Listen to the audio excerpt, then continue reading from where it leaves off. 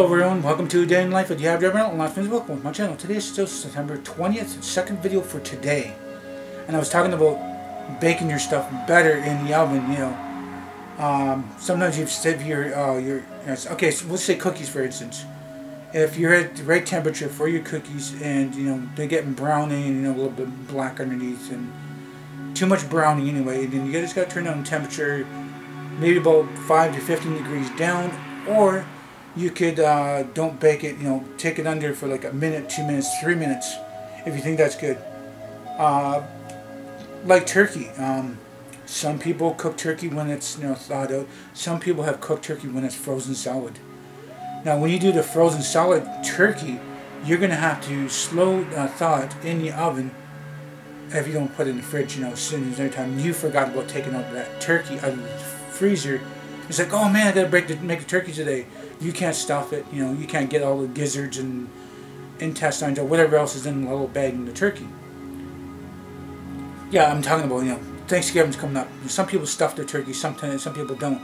I stopped stuffing the turkey because the temperature inside the turkey doesn't reach the highest point of killing the parasites. You know, you guys who know what parasites are, don't Google that. Everything and everybody has parasites on them. Everybody. You can scrub and scrape and stuff, blah blah blah, you know, check out that. So say you cook the turkey, you know, right from frozen. You can't speed the process because you know you're gonna spoil that turkey. So you're gonna have to put in the oven for like a 100 to 200 for maybe an hour or two, just a slow thaw. Then after that you can jack it up to between 325, 375, 400, whatever you like. And normal turkey, you know, big turkey, it could be like up to an hour. I do about an hour, say 350 for an hour, sometimes an hour and a half. And I try to foil the top so it doesn't get too brown, but it also keeps the heat in. And, you know, you gotta try to, you know, don't want to blast it with so much heat. Then it's gonna be, you know, not cooked right. It's gonna be too brown. But you want to cook it just right, have all that enough water in there, and keep basting that turkey, basting that turkey, basting that turkey, so your turkey stays nice and tender and delicious. So lower setting, say you want to cook it at 300, you know, that's not bad. Some people, you know, cook the turkey at, you know, 100 for the hour or two, then another say jack it up to 400, 350 to 400 for another hour, hour and a half. Sometimes turkeys can be done in an hour. It depends on the size too. Most of the time I'm doing a turkey for 2 hours. That way, you know, it's well cooked.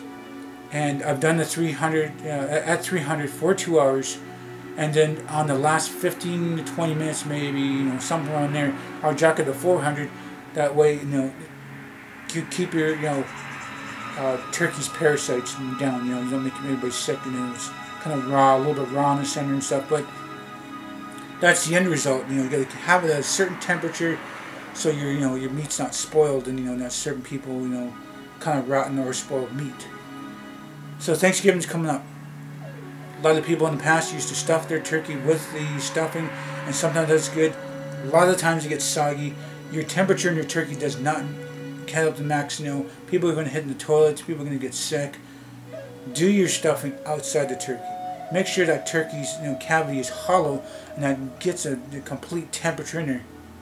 And you'll keep basting turkey, and a little bit more water in there, and it goes into the cavity of the turkey. You know, the spices, the juices, or whatever. You know, you could probably stuff it with a little bit of carrots and celery and green peppers or onions or whatever. You know, a little bit in there. Maybe a quarter of that on the bottom of the, you know, inside the bottom of the cavity of the turkey is a good thing to do. So I don't know what got me into, you know, talking about this and that, but I'm thinking about maybe doing some peanut butter cookies at home.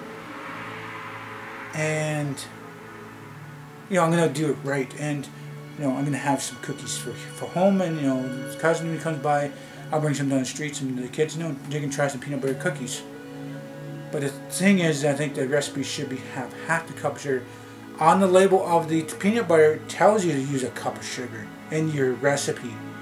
The online recipes, most of them, because I went to online first, and I realized, like, oh, it's right there on the side of the peanut butter, you know, it's right there on the label in the world. So they're looking at 3 or 4 different sites, and it's telling me this and something about vanilla and stuff. I mean, in the past I've done it vanilla, but less sugar next time, that's for sure. I was like packed with sugar. I mean, that maybe that's what holds the peanut butter and egg together or something. I don't know. But I don't know. I mean, that's what I'm going to be doing next. You know, I'm going to make sure I only half the sugar. I'm not going to squish down the cookie too flat. Actually, the cookies, you know, height was okay, but it was kind of a big cookie.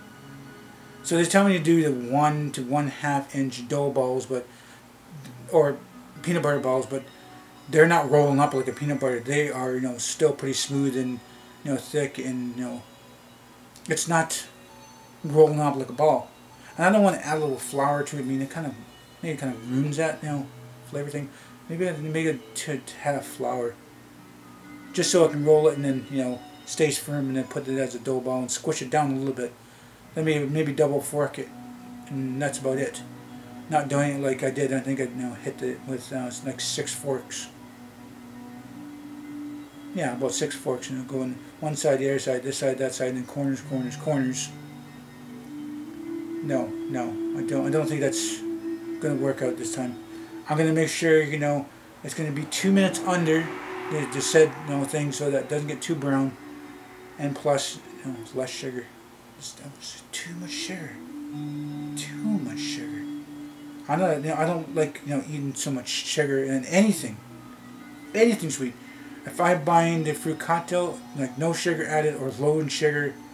If I'm buying this during soups or something like that, you know, low salt or low sodium or sodium, something like that. So I don't know. I think my today just turned into like a cooking advice or something like that.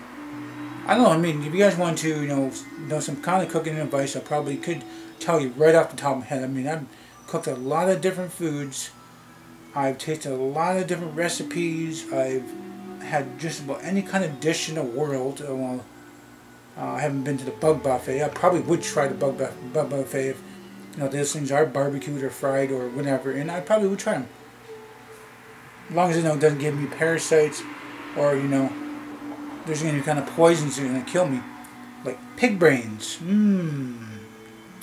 Monkey brains are, you know, the bug buffet thing. Monkey brains, I would probably give that a try. Pig brains, you guys probably have never tried it, and it's not a delicacy and stuff like that.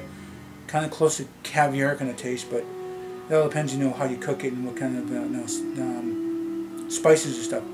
And the other word for that is head cheese.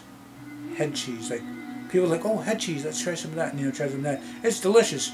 I'm like, hey, by the way, you know, that's pig brains. The jelliness of the meat is the pig brains, the jelliness of the brains of the pig. And I don't know how they, you know, cook it and then becomes, you know, that, you know, the bigness of the thing. You can, you know, slice it very thin and stuff. I don't know how they get at that point. I don't know if they, you know, slow roast it, they bake it, or put it through a meat processor thing, you know, that crushes the meat or something like that.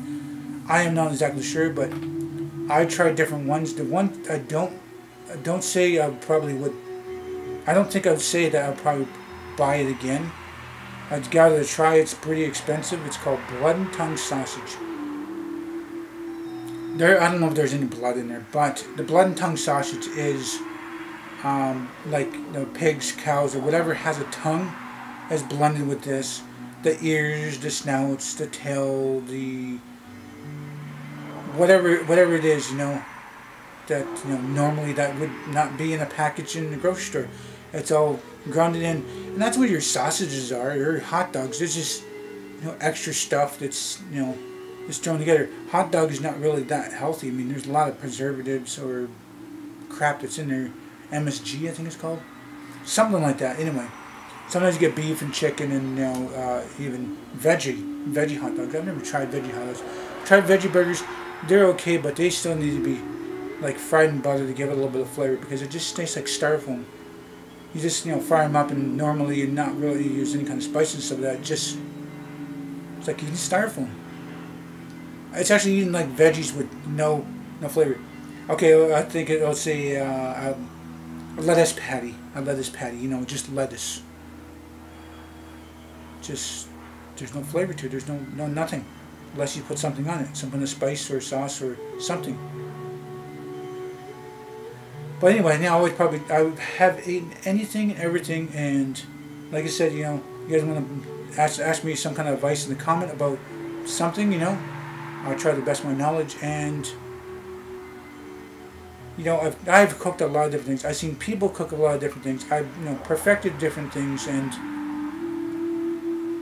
maybe at the 2% of my life I've ever burned anything. That's 2% of 100. Barbecuing, no, that's probably one of the 1%. Things do get a little bit burned because that's barbecue, and there's nothing you can do about that. Some barbecues, you know, cook things good, and you know, you gotta work with it, and you gotta find what your hot spots are, and moving stuff around. And sometimes, you know, you have a little bit of flare up the flame and stuff like that, and move your burgers around. And when you move it around, then there's grease, you know, it gets kind of squished out of it and causes more flame. And then sometimes, like one time, there was, you know, we just threw the burners on just to heat it up, to get it up to that 400 mark, so the burners were nice and hot, and then throw those burgers on there. And there was like a barbecue fire. Everything started burning up, and that's because of the grease, excess grease that are on those metal plate things and whatnot. You know, I mean, I have had, you know, a fire flare up. You know, the person, well, I'll say my best friend, you know, his wife, I don't think his wife ever cooked anything on a barbecue. Maybe she has, maybe she hasn't, I don't know. But him and I have, and his brother-in-law and the sister-in-law, the brother-in-law's ex-girlfriend now, she used to, you know, try cooking on there, and you know, it's not her fault, but you know, she ended up burning things. She's just flat out, she's burnt things, but you know, it's not really her fault. Again, we're not going to really hold it against her. We'll probably joke about it, it's like, oh, we don't want to eat your food. You burn things. You don't know how to cook anything. But you know, that's just poking fun at her. That's also just push her into the direction to do a little better. You know, at whatever, you know, a little bit of spices, or the way it's cooked, or the way it's prepared, whatever, you know. I don't know per se if she's a really good cook or she's a really crappy cook. I don't know.